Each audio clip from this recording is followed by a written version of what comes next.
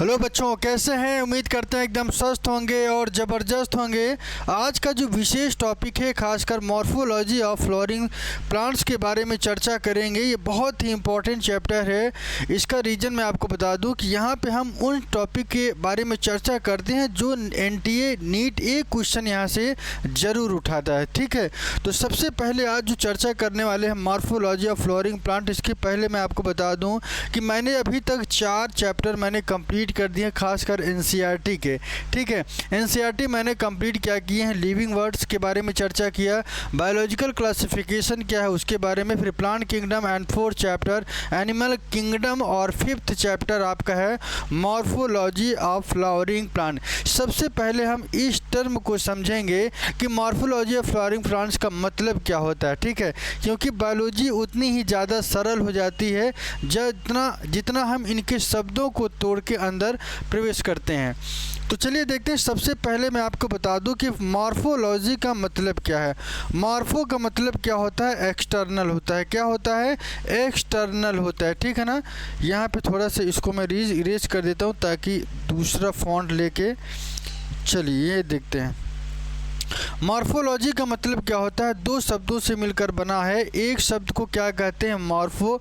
Morpho का मतलब क्या होता है? किसी भी बॉडी का, चाहे वो प्लांट हो या एनिमल हो, उनकी बाहरी संरचना का जो हम आँखों से अपने देख पाते हैं और जिसे हम उनके कैरेक्टर को बता पाएँ कि ये रूट का हिस्सा है, ये स्टेम का हिस्सा है, और ये लीफ है, ये फ्लावर है, ये फ्रूट है, ये सीड है।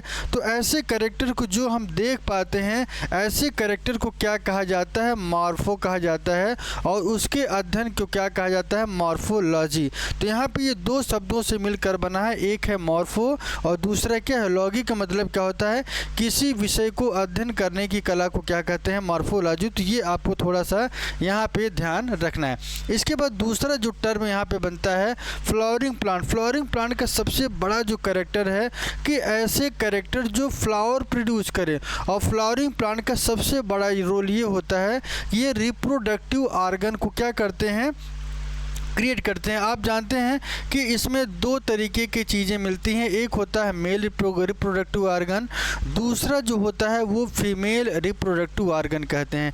क्या कहते हैं? फीमेल रिप्रोडक्टिव ऑर्गन कहते हैं। और दोनों में क्या होता है? गैमीट का फॉर्मेशन होता है। मैंने आपको बताया था कि जब मैंने पढ़ाया था तो वहाँ पर मैंने ये आपको बताया था कि मेल के अंदर 2 चीज़ें मिलती हैं। एक होता है एंथर और दूसरा जो पार्ट है वो फिलामेंट का होता है। जबकि फीमेल की रिप्रोडक्टिव पार्ट में आपको देखने को मिलता है 3 पार्ट हैं, स्टिग्मा, स्टाइल और ओवरी। ठीक है, तो यहाँ पे उसके बारे में चर्चा नहीं करें क्योंकि मैं पहले से पढ़ा चुका हूँ।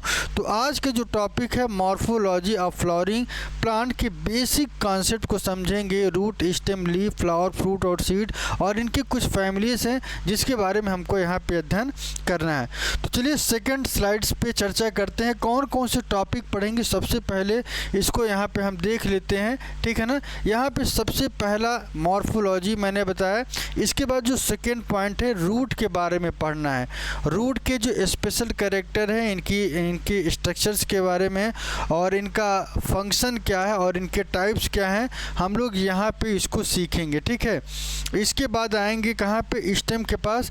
स्टेम में हमको क्या पढ़ना है? शूट सिस्टम क्या होता है, फंक्शंस क्या हैं और इनके मॉडिफिकेशन के बारे में चर्चा करेंगे। फिर लीव्स के बारे में आएंगे, कैसी होती हैं, पार्ट्स ऑफ टाइपिकल लीफ क्या होते हैं, टाइप्स ऑफ लीफ क्या हैं, और arrangement of leaf and modification.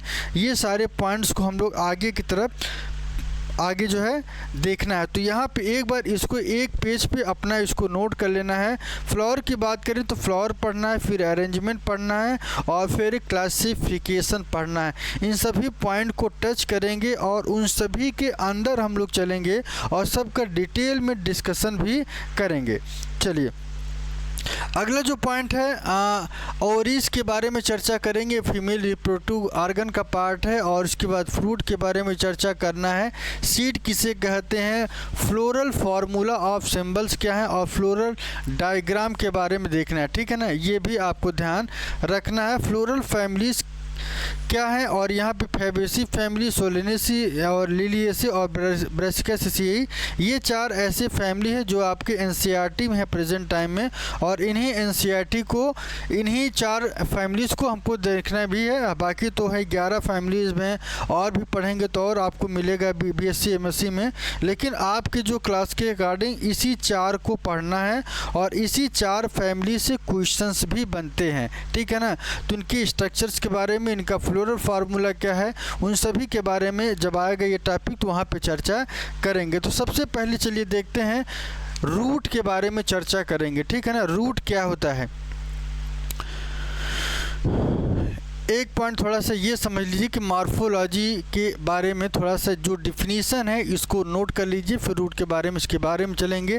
तो morphology of study of external form and structure, ये ध्यान रखिएगा, किसी भी प्लांट की जो बाहरी संरचना होती है, इनका जो बाहरी स्वरूप होता है, उनका अध्ययन करना ही क्या कहलाता है, मॉर्फोलॉजी कहलाता है। आपको ध्यान रखना है। इसके बाद इसके साथ ही एक और टर्म जुड़ा है, दूसरा टर्म क्या कह रहा है कि phytomorphology, study of the form and structure of plant. ध्यान रखिएगा, स्ट्रक्चर की स्वरूप और उनके कैरेक्टर के बारे में पढ़ना क्या कहलाता है, फाइटोमॉर्फोलॉजी। फाइटो का मतलब क्या होता है, प्लांट होता है, और मॉर्फो का मतलब क्या होता है, किसी प्लांट के बाहरी संरचना का अध्ययन करना, फाइटोमॉर्फोलॉजी कहलाता है। फाइटो को शब्द तोड़ेंगे तो फाइटो कहीं भी आपको टर्म देखने को मिले तो वहाँ पे समझ लेना कि ये हमको टर्म के बारे में बताना चाह रहे हैं।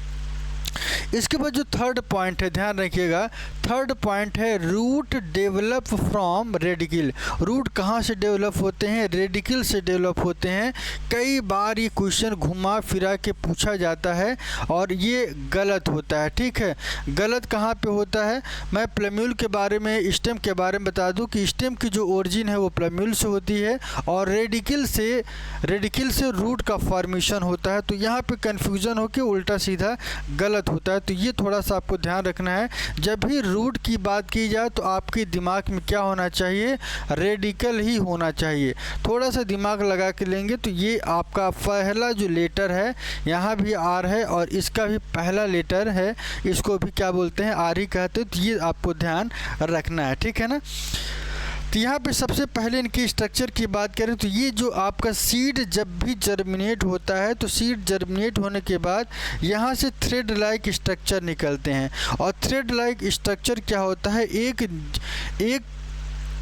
एक पोर्शन इनका नीचे की तरफ आता है और दूसरा जो पोर्शन है ऊपर की तरफ जाता है।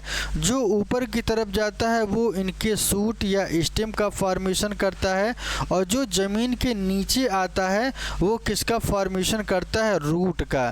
तो रूट से रेडिकल और स्टेम का फॉर्मेशन किससे होता है, प्लम्यूल से। किससे होता है, प्लम्यूल से।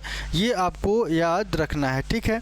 इसके बाद जैसे ही समय बीतता है जर्मिनेट होने के बाद, जब ये क्या करते हैं, अपने ग्रोथ को बढ़ाते हैं और ये कहाँ पे जाते हैं, सॉइल के अंदर की तरफ जाते हैं, ठीक है ना। सॉइल के अंदर की तरफ जाते हैं और अपने स्ट्रक्चर को क्या करते हैं, ग्रोथ करते हैं। और नीचे वाला तो हिस्सा नीचे की तरफ जाता है और इनकी शाखाएं बनती हैं और इन शाखाओं को क्या कहते हैं, प्राइमरी रूट है ये, सेकेंडरी रूट और टर्सरी रूट, ठीक है। तो ये ज़मीन की तरफ नीचे की तरफ जाएगा और इसी रूट में रूट हेयर भी पाए जाते हैं। रूट हेयर पाए जाते हैं, वो करता क्या है कि सॉइल से वाटर और मिनरल का एब्जॉर्ब करते हैं। सॉइल से वाटर और मिनरल का एब्जॉर्ब करते हैं। तो रूट हेयर का मेनली काम ये होता है, ठीक है। तो आइए देखते हैं कि जब ये प्लांट पूरी तरीके से डेवलप होता है तो नीचे वाला जो पोर्शन है इसे क्या कहते हैं, रूट सिस्टम कहते हैं। और जो प्लांट के जो ऊपर वाला सिस्टम है इस सिस्टम को क्या कहते हैं, शूट सिस्टम कहा जाता है। तो दोनों पॉइंट्स आपको याद रख लेना है। ज़मीन के जो नीचे वाला हिस्सा है उसे हम क्या कहते हैं, रूट सिस्टम कहते हैं और ज़मीन के जो ऊपर वाला पोर्शन है उसे स्टेम या शूट सिस्टम कहा जाता है। एक चीज़ और आप थोड़ा समझ लीजिएगा कि जो सूट है वो स्टेम को इंडिकेट करेगा, ठीक है, और जबकि रूट है ये रूट को तो बता ही रहा है, लेकिन यहाँ सिस्टम एक शब्द जुड़ा हुआ है।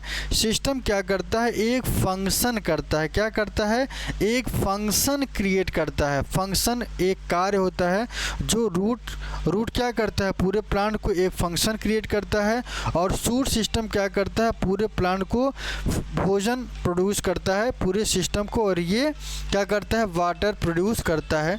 तो इसको आपको ध्यान रखना है, ठीक है। तो चलिए देखते हैं अगला जो पॉइंट है, अगले पॉइंट की चर्चा करते हैं। अगला पॉइंट क्या कह रहा है कि मॉर्फोलॉजी की अगर हम बात करें तो यहाँ पे कुछ इनके जो पार्ट्स हैं, एक पार्ट क्या है, जो ज़मीन के ऊपर वाला पोर्शन को हम क्या कहते हैं, शूट सिस्टम कहते हैं, और जो ज़मीन के नीचे है उसे हम क्या कहते हैं, रूट सिस्टम कहा जाता है। पहले हम रूट सिस्टम के बारे में चर्चा करेंगे कि रूट का जो मेन वर्क है वो क्या है। रूट क्या करता है कि ये एब्जॉर्व करते हैं root water and mineral from soils. ये क्या करते हैं कि सॉइल से वाटर और मिनरल को एब्जॉर्ब करते हैं, और उस एब्जॉर्ब करने से क्या होता है कि जो पूरे प्लांट को वाटर की सप्लाई होती है, और आप जानते हैं कि पत्तियाँ लीफ जो होती हैं वो क्लोरोफिल पाया जाता है, जिसकी वजह से वो फोटोसिंथेसिस करती है, तो वहाँ पे वाटर और मिनरल की बहुत ज़रूरत होती है, ठीक है। तो इसके बारे में फोटोसिंथेसिस जब आएगा तो वहाँ पे हम पढ़ाएंगे फिजियोलॉजी में, ठीक है। और थोड़ा सा जब सॉइल के ऊपर वाला जो पोर्शन होगा, ऊपर की तरफ जब हम लोग चलेंगे तो इस पोर्शन को हम क्या कहते हैं, स्टेम कहते हैं। Stem supports the plant. ये क्या करता है, प्लांट को सपोर्ट करता है, और स्टेम में कुछ ब्रांचेस निकलती हैं, ठीक है। तो सबसे पहले आपको इस ब्रांचेस में आप देखेंगे कि ये लीफ निकलता है, ठीक है ना, ब्रांचिंग होगी, और इस ब्रांचिंग में लीफ आपको देखने को मिलेगा, ठीक है ना।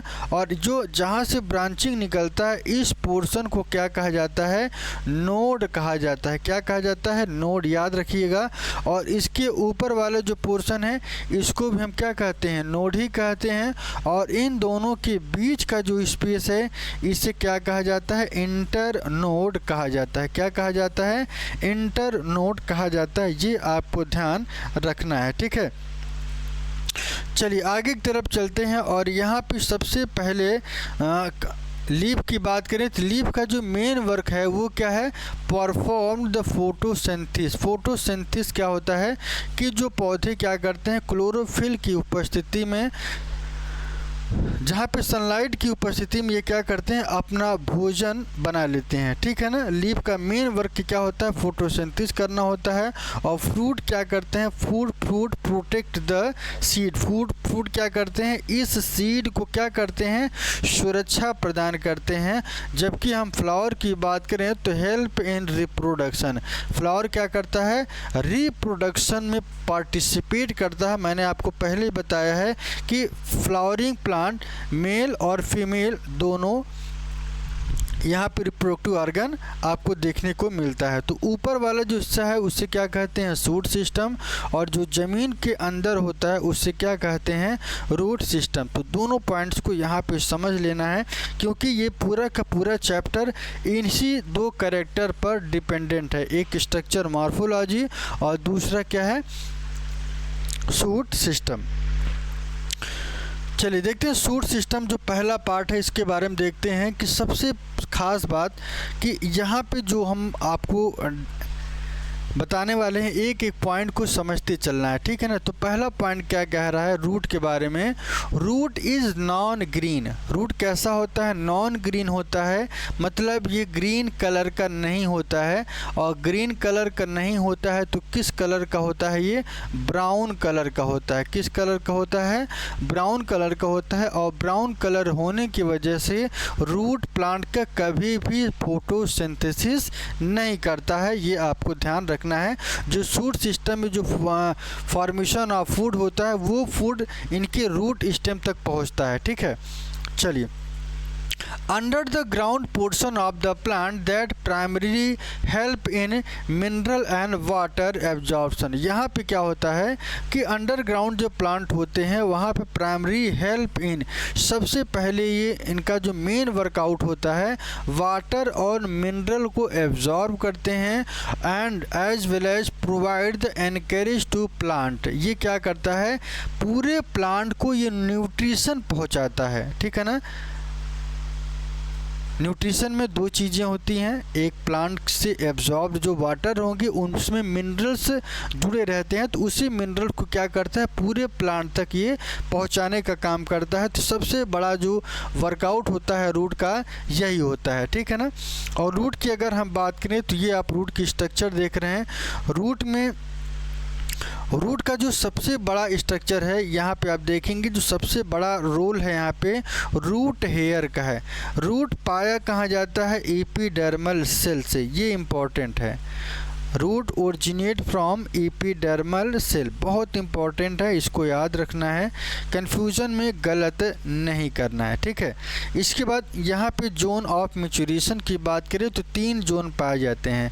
एक जोन होता है मैच्योरेशन जोन, दूसरा इलोंगेशन जोन, और तीसरा क्या होता है मेरिस्टेमेटिक एक्टिविटी, और चौथा जो पॉइंट होता है रूट कैप। यहाँ पे थोड़ा सा हम फिगर को आपको दिखाएंगे कि कौन सा चीज़ कहाँ पे, तो ये आप देखेंगे सबसे पहले जो ज़मीन के एकदम आगे वाले हिस्से पे पाया जाता है इसे हम क्या कहते हैं, रूट कैप कहते हैं। क्या कहते हैं, रूट कैप। रूट कैप का मेन वर्क क्या होता है, ये रूट हेयर को प्रोटेक्शन प्रदान करता है, ठीक है ना। जैसे हम लोग गर्मी में क्या करते हैं कैप लगा लेते हैं, उसी तरीके से ये क्या करता है रूट को प्रोटेक्शन का काम करता है, खासकर रूट कैप। तो यहाँ पे आप देखेंगे कि root cap protect meristematic activity. अब आप पूछेंगे कि मेरिस्टेमेटिक एक्टिविटी क्या होती है। मेरिस्टेमेटिक एक्टिविटी का मतलब होता है, दरअसल ये जो टर्म आया है ये टर्म आपका कहाँ से आया है, मेरी स्टेम से आया है। कहाँ से आया है, मेरी स्टेम से। और इस मेरी स्टेम का मतलब क्या होता है कि ऐसा सेल जो बड़ी तेज़ी से क्या होता है डिवाइड होता है। क्या होता है, बड़ी तेज़ी से ऐसा सेल जो डिवाइड हो, ऐसे सेल को क्या कहते हैं मेरी स्टेम। और मेरी स्टेम से जो बना होता है उस एरिया को हम क्या कहते हैं मेरिस्टेमेटिक एक्टिविटी। तो यहाँ पे आप देखेंगे कि सेल कैप को क्या करता है, जो प्रोटेक्ट करता है किसको, मेरिस्टेमेटिक एक्टिविटी। और इसी के थोड़ा सा ऊपर चलेंगे तो ये वाला जो हिस्सा आपको दिखाई दे रहा है इसे क्या कहते हैं meristematic activity. Cell undergo continuous cell division. तो ये ऐसी कोशिका होती है जिसके अंदर हर समय कंटिन्यूअस सेल का डिवीजन होता है। कोशिकाओं के बीच में बराबर सब जब कोशिकाएं विभाजित होती हैं तो ऐसे कैरेक्टर को क्या कहते हैं, सेल का डिवीजन होता है, ठीक है। इसके बाद जब सेल का डिवीजन होगा तो इनकी क्या होगी, लंबाई बढ़ेगी, और लंबाई से क्या होता है इनका ये इलोंगेट होते हैं। क्या होते हैं, इलोंगेट होंगे, मतलब cell undergo growth and elongation. यहाँ पे कोशिका की ग्रोथ भी होगी और ग्रोथ होने के साथ साथ इनका इलोंगेशन भी होता है। इलोंगेशन का मतलब इनका लेंथ भी बढ़ता है। इसके बाद आगे की तरफ चलते हैं। यह 3 स्टेप होने के बाद एक चौथा स्टेप आता है जिसमें सेल क्या होते हैं, पूरी तरीके से मैच्योर होते हैं। Cell in this region are fully differentiated performing specific function root hair presents for absorption. यहाँ पे आपको ध्यान रखना है कि सभी के फंक्शन, चाहे मैच्योरेशन की बात करें या इलोंगेशन की बात करें, मेरिस्टेमेटिक एक्टिविटी की बात करें, रूट कैप की बात करें, तो यहाँ पे सभी का अपना एक इंडिविजुअल फंक्शन है। और मैच्योरेशन होने के बाद क्या होता है, थोड़ा सा ध्यान रखिएगा, सेल इन दिस रीजन, इस रीजन में जो सेल्स पाए जाते हैं ये पूरी तरीके से क्या होते हैं, डिफरेंशिएटेड। डिफरेंशिएटेड का मतलब क्या होता है, थोड़ा समझिएगा, जब वह पूरी तरीके से वेल डेवलप्ड हो जाता है तो ऐसे सेल को क्या कहते हैं, डिफरेंशिएटेड। और performing specific function root hair are present for absorption. ये ऐसे सेल होते हैं जो क्या करते हैं, रूट के द्वारा वाटर का एब्जॉर्ब करके पूरे प्लांट को क्या करते हैं, सप्लाई करते हैं। तो उम्मीद करते हैं ये जो रूट इस सिस्टम का जो शुरुआती कॉन्सेप्ट था बहुत इम्पोर्टेंट था और ये पहले लाइन से ही आपका यहाँ से क्वेश्चन बनना स्टार्ट है। तो किसी भी पॉइंट को आपको छोड़ना नहीं है। खासकर मैंने आपको क्या बताया, एक बार थोड़ा सा और समझ लिए। अपने रूट कैप वहाँ पे काम करेगा जो मेरी सिस्टम को सेल को क्या करता है, सुरक्षा प्रदान करता है। इसके बाद मैंने आपको क्या बताया कि मेरिस्टेमेटिक एक्टिविटी ऐसे सेल को क्या करता है, ये डिवाइड करती हैं कोशिकाओं को और फिर उनकी लंबाई बढ़ेगी और लंबाई बढ़ने के बाद क्या होती हैं, वो मैच्योर हो जाती हैं, ठीक है ना। और इन सभी का डिस्क्रिप्शन, ये सभी पॉइंट्स आपके इंक्लूडेड हैं, इन सभी को याद रखना है। अगला पॉइंट क्या कहलाता है, थोड़ा देखिएगा। टाइप्स ऑफ रूट की बात करेंगे। टाइप्स ऑफ रूट क्या है, सबसे पहले मैं आपको बता दूं कि टैप रूट, फाइब्रस रूट और एडवेंटिशियस रूट 3 प्रकार के पाए जाते हैं और तीनों का बहुत बड़ा रोल है और तीनों से क्वेश्चंस भी बने हैं। सबसे पहला जो प्रकार है टैप रूट है, दूसरा जो टाइप है इसका फाइब्रस रूट है और तीसरा जो पॉइंट है इसे हम क्या कहते हैं, एडवेंटिशियस रूट। इन तीनों का कैरेक्टर पूछा जाता है। तो सबसे पहले हम लोग क्या देखेंगे, टैप रूट क्या होता है, डायरेक्ट एलोंगेशन ऑफ रेडिकल। ध्यान रखिएगा, ऐसे रूट का फॉर्मेशन जो किससे होता है, रेडिकल से ग्रोथ करता है। किससे ग्रोथ करता है, रेडिकल से ग्रोथ करता है। तो ऐसे को क्या कहते हैं, टैप रूट कहते हैं। टैप रूट के बाद जो अगला पॉइंट है, प्राइमरी रूट, सेकेंडरी रूट और tertiary root are present bear lateral root. ध्यान रखिएगा, मैंने आपको पहले भी बताया था कि आज ही मैंने बताया शुरुआती स्टेज में कि सबसे पहले जो ब्रांचिंग होगी प्राइमरी रूट की होगी, फिर सेकेंडरी रूट की, फिर टर्सरी रूट की होगी, ठीक है। इसके बाद मैंने आपको क्या बताया कि ये बियर क्या करते हैं, लैटरल रूट को, ठीक है। अगला पॉइंट क्या कहलाता है, प्रेजेंट इन डाइकॉट। ये देखने को कहाँ मिलेगा आपको, डाइकॉट प्लांट जो आपके सिलेबस में है मस्टर्ड है। ध्यान रखिएगा, मस्टर्ड वाले प्लांट में ये टैप रूट देखने को मिलता है और ये पूछा भी गया है कि ऐसा कौन सा प्लांट है जिसमें टैप रूट पाया जाता है। तो आप क्या कहेंगे, क्या कहना है कि ये जो प्लांट देखने को मिलता है डाइकोटिलिडन प्लांट में, उससे हम क्या कहते हैं, मस्टर्ड कहा जाता है। क्या कहा जाता है, मस्टर्ड कहा जाता है, ठीक है। तो उम्मीद करते हैं पहला पॉइंट, इसके 3 पॉइंट हैं, तीनों पॉइंट क्लियर होंगे। पहला पॉइंट मैंने क्या बताया, इनकी जो ग्रोथ होती है रेडिकल से होती है, मैंने शुरू में बता चुका हूँ। फिर इनका प्राइमरी, सेकेंडरी और टर्सरी रूट में डिवीज़न होता है और उसी से लैटरल रूट भी बनते हैं और ये कहाँ पे देखने को मिलेगा, present in dicot such as mustard plant. इसके बाद अगला जो टाइप है फाइब्रस रूट। ध्यान रखिएगा, ये ऐसा रूट है जो रेडिकल से नहीं बल्कि ये कहाँ से निकलता है, स्टेम के बेस से। मान लीजिए स्टेम है और इस स्टेम के बेस से निकलता है। कहाँ से निकलता है, स्टेम के बेस से निकलता है और ऐसे पोर्शन को क्या कहा जाता है, फाइब्रस रूट कहते हैं।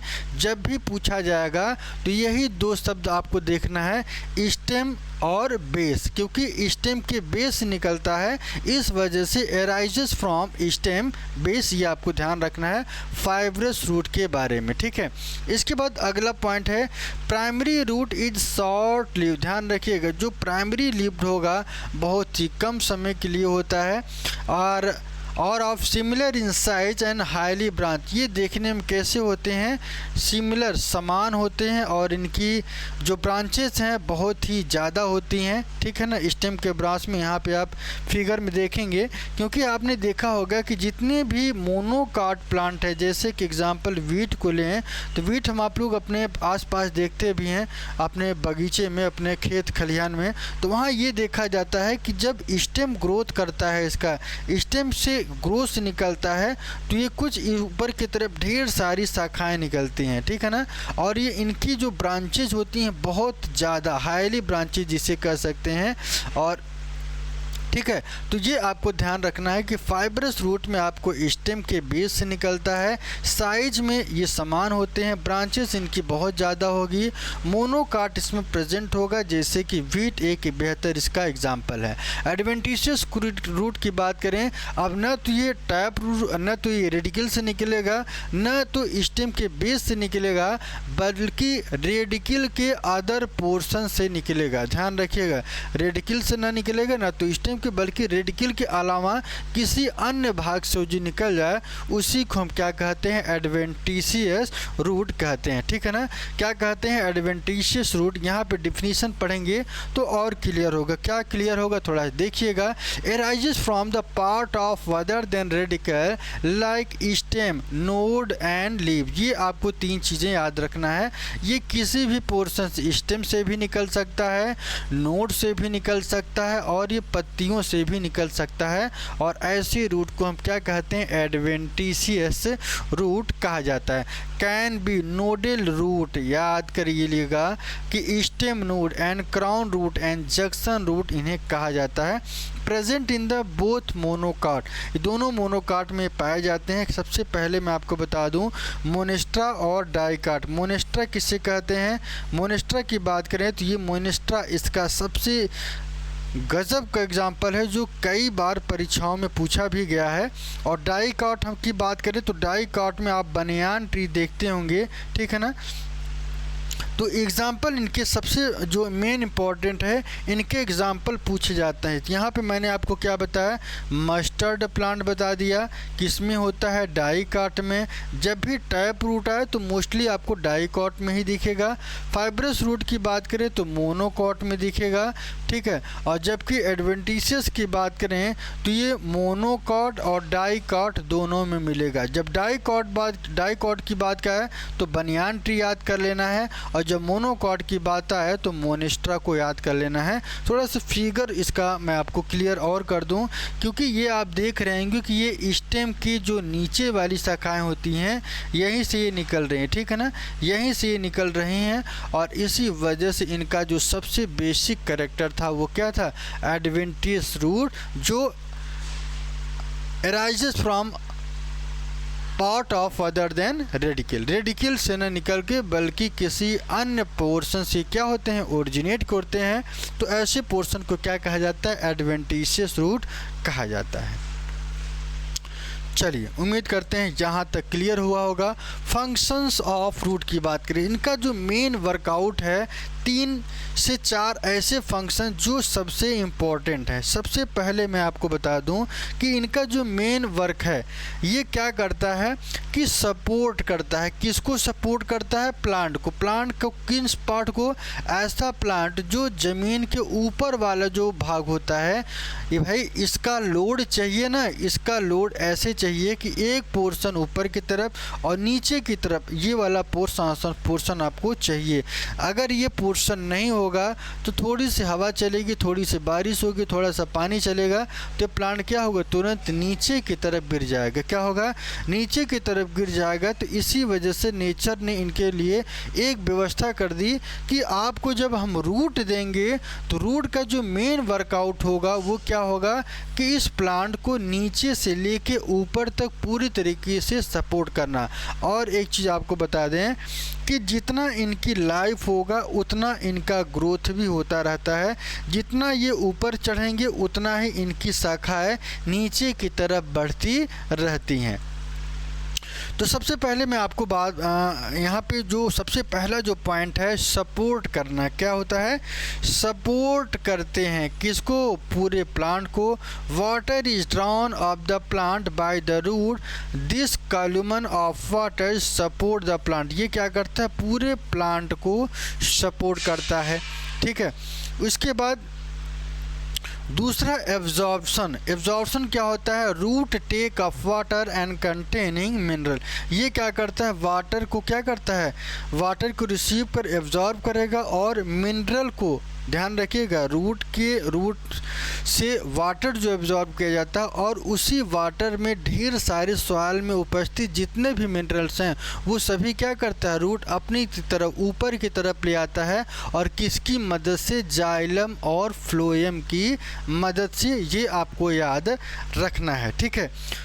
चलिए, अब ये तो बात हो गई दूसरे पॉइंट की। इसके बाद तीसरा पॉइंट क्या कह रहा है, एनकरेज करना। ध्यान रखिएगा, the root anchor the plant in the compost. आप जानते हैं कि जब भी कुछ ऐसे रूट सिस्टम जहाँ पे हमको पूरा का पूरा न्यूट्रिशन मिलता है, ठीक है ना, तो ये क्या करता है, भोजन को भी सुरक्षित रखता है। Synthesis of plant growth regulators की बात करें, जिसे हम शॉर्टकट में PGRs भी कहा जाता है। P से क्या हो गया, प्लांट, और G से ग्रोथ, और R से क्या हो जाएगा, रेगुलेटर कहा जाएगा। तो ये भी आपको ध्यान रखना है, ठीक है। अब प्लांट ग्रोथ रेगुलेटर क्यों कहा जाता है, क्योंकि मैं इसके लिए थोड़ा सा आपको बता दूं कि प्लांट का जो मेन वर्कआउट होता है वो प्लांट में कितना ग्रोथ किधर हो, ये इसको बैलेंस बना के रखना किसका काम है, प्लांट ग्रोथ रेगुलेटर्स का। पता लगा इधर ग्रोथ ज़्यादा हो गया और इधर कम है तो भी प्लांट गिर जाएगा, और इधर ज़्यादा है और इधर कम है तो इधर गिर जाएगा। तो ये थोड़ी सी समस्या है, और इसी समस्या का निदान के लिए क्या किया गया था, प्लांट ग्रोथ रेगुलेटर्स को भी ईश्वर ने क्या किया, इसमें पूरी तरीके से डाल दिया, जिससे समान तरीके से बैलेंस बना के इनका ग्रोथ होता है, जिससे पौधा लंबे समय तक स्टेबल रहे और सुरक्षित रहे। चलिए, अगला पॉइंट क्या कहलाता है, स्टोरेज ऑफ फूड। ध्यान रखिएगा, रूट का मॉडिफिकेशन।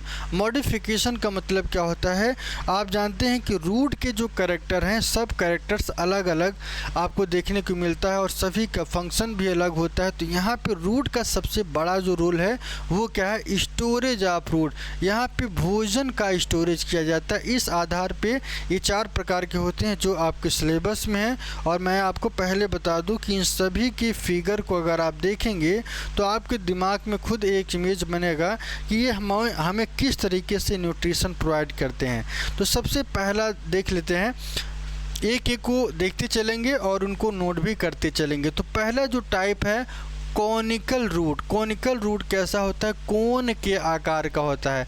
कैसा होता है, कोन के आकार का। इनका जो शेप है आप देखेंगे कि ये कोन की तरह स्ट्रक्चर बनाते हैं, और ऐसी संरचना को क्या कहते हैं, कोनिकल, ठीक है ना। Conical in shape that they are widest at the top and the taper toward the bottom. ये क्या होते हैं, एकदम टॉप पे तो एकदम मोटे होंगे, लेकिन जैसे ही नीचे की तरफ जाएगा वैसे ही ये पतले हो जाते हैं, और ऐसे रूट को क्या कहा जाता है, कॉनिकल रूट कहा जाता है। ये आपके दिमाग में होना चाहिए। तो एग्जाम्पल याद कर लीजिएगा, कॉनिकल से क्या हो जाएगा, कैराट हो जाएगा। ये आपके दिमाग में होना चाहिए। अगला फ्यूजिफॉर्म रूट। ध्यान रखिएगा, फ्यूजिफॉर्म रूट क्या होता है, स्पिंडल शेप्ड होता है। स्पिंडल शेप्ड का मतलब क्या होता है, that is they are widest in the middle.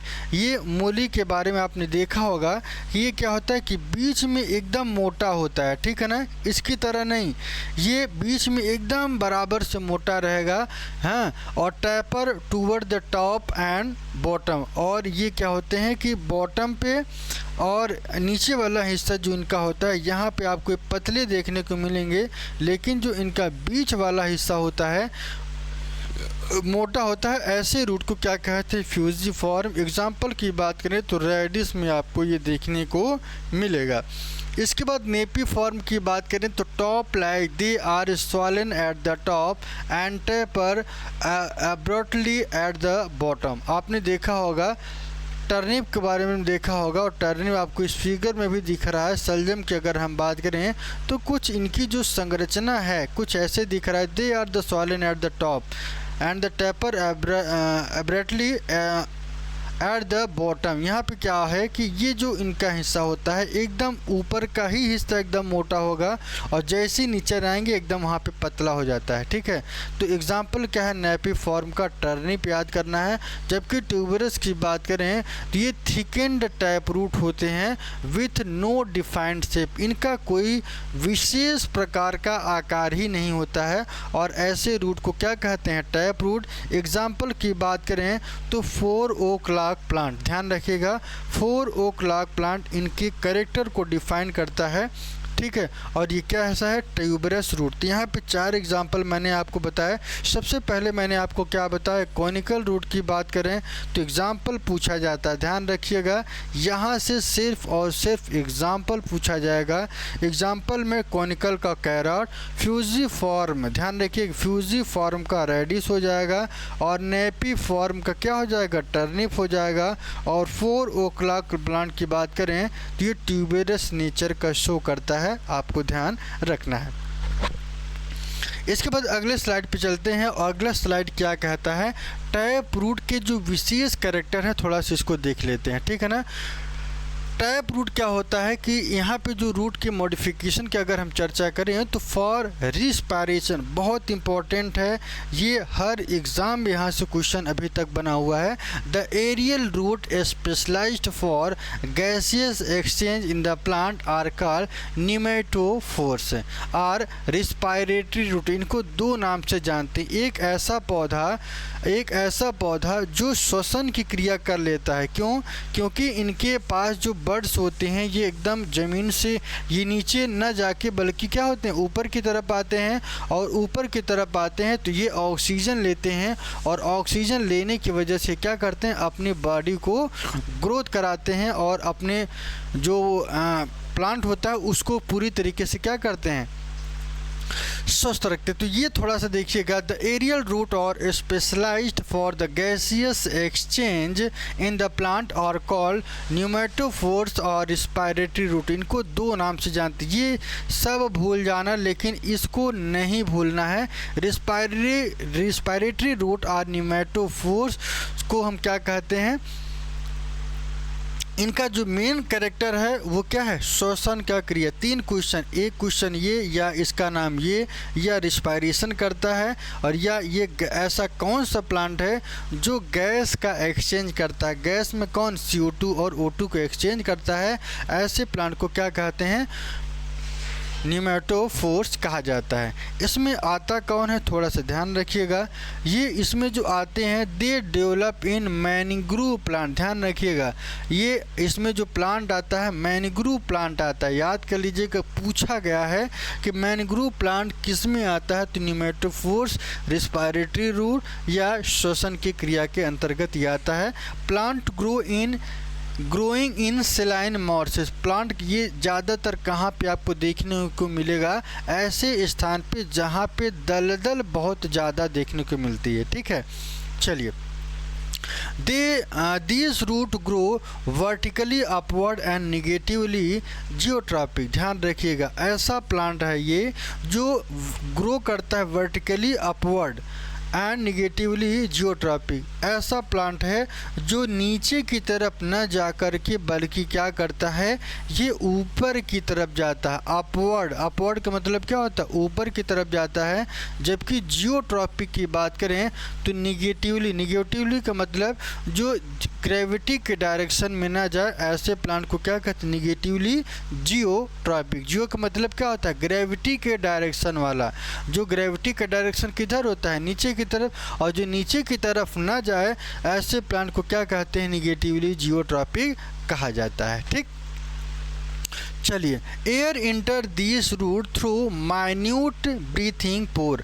यहाँ पे छोटे छोटे बियर्स पाए जाते हैं। आप देखेंगे कि छोटे छोटे बियर्स पाए जाते हैं और इस बियर्स के द्वारा ये इसमें पोर्स होते हैं और इस पोर्स को क्या कहते हैं, निमेटोड्स कहा जाता है। Present on the surface of vertical root, जो वर्टिकल रूट होता है उनके सतह पर आपको देखने को मिलता है, ठीक है ना। एग्जाम्पल की बात करें तो एग्जाम्पल में क्या है, राइजोफोरा। क्या है, राइजोफोरा।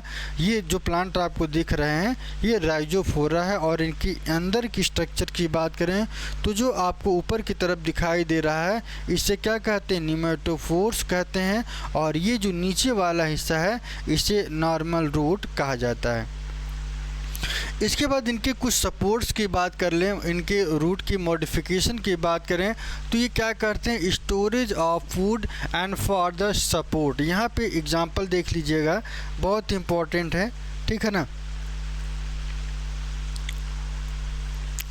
स्टोरेज के आधार पर कौन कौन से हैं, स्वीट पोटैटो तो आपने देखा होगा। ये क्या करता है कि इनके जो रूट सेक्शन होते हैं ये पूरा का पूरा क्या होता है, एक ऐसा फूड जो हम लोग यूज में लाते हैं, ठीक है ना।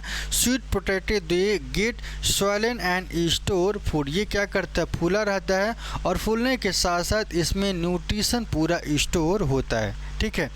इसके बाद अगला फॉर सपोर्ट की अगर हम बात करें तो यहाँ पे सपोर्ट में दो चीज़ें आती हैं, एक हम लोग स्टिल्ट रूट पढ़ेंगे और दूसरा क्या है, प्रॉप रूट। तो स्टिल्ट रूट क्या है, root are arise obliquely from the lower node of stem.